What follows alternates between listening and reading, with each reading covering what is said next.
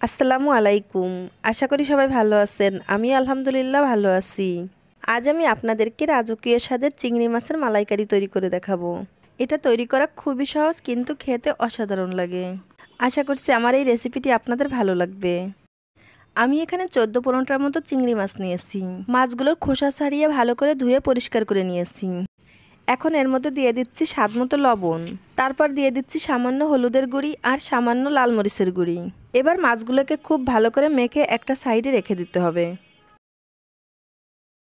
প্যানে দিয়ে দিচ্ছি 1/3 কাপ সরিষার তেল, তারপর দিয়ে দিচ্ছি 1/3 কাপ পেঁয়াজ কুচি।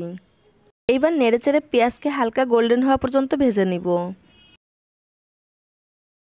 পেঁয়াজকে আমি হালকা গোল্ডেন করে ভেজে নিয়েছি। এখন আমি এর মধ্যে দিয়ে দিচ্ছি 1/4 কাপ পেঁয়াজ বাটা, তারপর দিয়ে দিচ্ছি 1 চা চামচ আদা বাটা, 1 চা চামচ রসুন বাটা।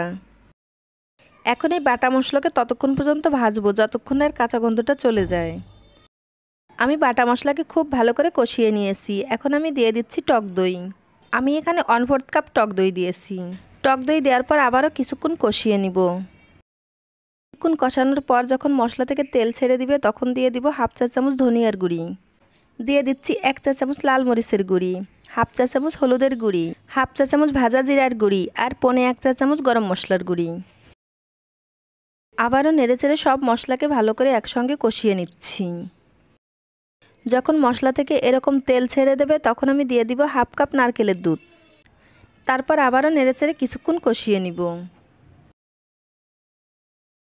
এই পর্যায়ে আমি স্বাদমতো লবণ দিয়ে দিচ্ছি। আপনারা এর মধ্যে সামান্য চিনিও অ্যাড করতে পারেন। যেহেতু আমি নারকেলের দুধটা ইউজ করব তাই আমি চিনিটা দিচ্ছি না, কারণ নারকেলের দুধটা কিন্তু এমনিতেই মিষ্টি। মশলা কষানোর পর ম্যারিনেট করা চিংড়ি মাছগুলো দিয়ে দিচ্ছি। এখন মশলার সঙ্গে মাছগুলোকে খুব ভালো করে কষিয়ে নিতে হবে। এভাবে মাছগুলোকে কষিয়ে রান্না করলে ভাজার প্রয়োজন হয় না। এই পর্যায়ে আমি 1.5 কাপ নারকেলের দুধ দিয়ে দিচ্ছি।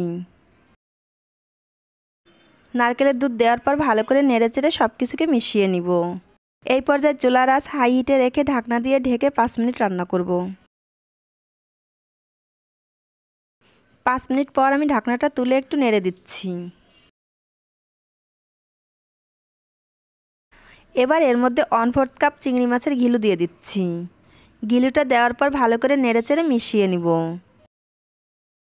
ঘিলু দেওয়ার পর 2-3 মিনিট রান্না করে চুলা থেকে নামিয়ে নিতে হবে। ঘিলু বেশিক্ষণ রান্না করলে এর টেস্টটা নষ্ট হয়ে যায়। ঘিলু দেওয়ার পর আমি 2 মিনিটের মতো রান্না করে নিয়েছি। এখন আমি চুলাটা অফ করে দিয়ে নামিয়ে নিচ্ছি। তৈরি হয়ে গেল খুবই মজার রাজকীয় স্বাদের চিংড়ি মাছের মালাইকারি। আশা করছি আমার রেসিপিটি আপনাদের ভালো লেগেছে। ভালো লাগলে বাসায় অবশ্যই এভাবে একবার ট্রাই করবেন আর আমাকে কমেন্ট করে জানাবেন কেমন হলো। আজ বিদায় নিচ্ছি। সবাই খুব ভালো থাকবেন। আমার এবং আমার ফ্যামিলির জন্য দোয়া করবেন। আল্লাহ হাফেজ।